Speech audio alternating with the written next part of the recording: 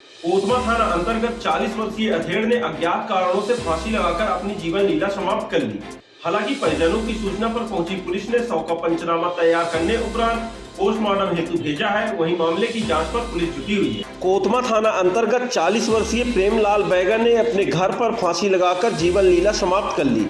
हालांकि परिजनों की सूचना पर पहुंची पुलिस ने शव का पंचनामा तैयार करने उपरांत पोस्टमार्टम हेतु भेजा। वहीं मामले की जांच पर पुलिस जुटी हुई है। अभी तक पुलिस ने यह नहीं बता पाया कि किन कारणों से 40 वर्षीय व्यक्ति ने फांसी लगाकर अपनी जीवन लीला समाप्त की है। हालांकि पुलिस पोस्टमार्टम रिपोर्ट का इंतजार भी कर रही है। पोस्टमार्टम रिपोर्ट आने उपरांत आगे की कार्रवाई करेगी। वहीं लगातार परिजनों और आस पड़ोस से पूछताछ हेतु पुलिस जुटी हुई है। परिजनों का कहना है कि ना तो किसी प्रकार से कोई वाद विवाद हुआ था, ना ही किसी ने कुछ कहा था। आखिर किन कारणों से फांसी लगाकर जीवन लीला समाप्त की है यह परिजन भी नहीं समझ पा रहे हैं। हालांकि बताया गया कि रात में तो 40 वर्षीय व्यक्ति ने अच्छे से घर पर खाना खाकर सोया था, लेकिन अचानक सुबह फांसी लगाकर अपनी जीवन लीला समाप्त कर ली।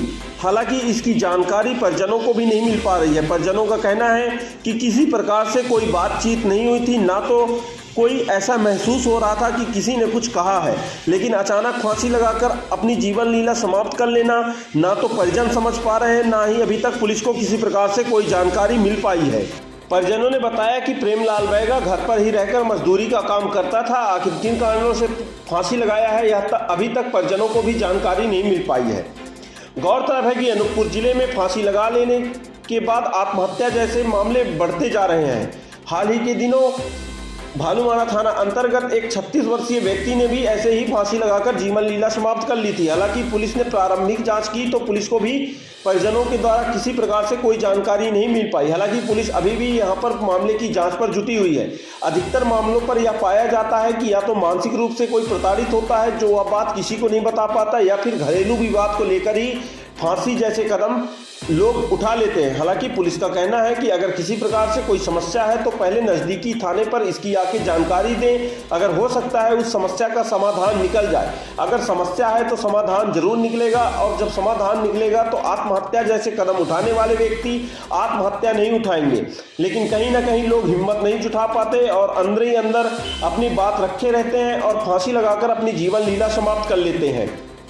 गौरतलब है कि कई लोग तो बीमारी से भी ग्रसित होते हैं, जिससे उनके पास इलाज कराने के पैसे नहीं होते, और जब वो बीमारी से काफ़ी प्रताड़ित हो जाते हैं तो अपनी जीवन लीला समाप्त कर लेते हैं। हाल ही के दिनों कोतमा थाना अंतर्गत एक हाथी रोग के पीड़ित व्यक्ति ने काफ़ी इलाज कराया। जब उसका इलाज में ठीक नहीं हुआ तो परेशान युवक ने फांसी लगाकर अपनी जीवन लीला समाप्त कर ली। हालांकि पहुंची पुलिस ने शव का पंचनामा तैयार करने उपरांत पोस्टमार्टम हेतु भेजा था। वहीं यहां पर भी मामले की जांच पर पुलिस जुटी हुई थी।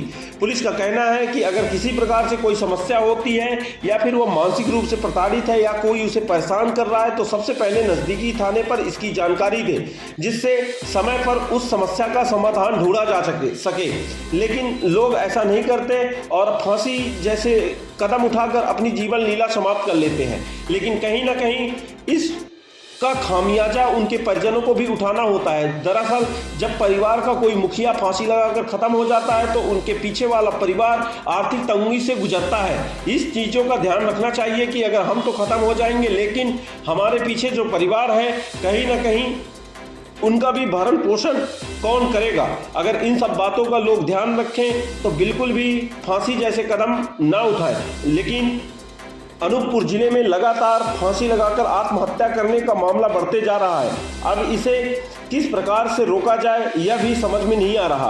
हालांकि पुलिस दावा कर रही है कि जल्द ही हम 40 वर्षीय प्रेमलाल बैगा के फांसी लगा लेने के कारणों का पता लगा लेंगे।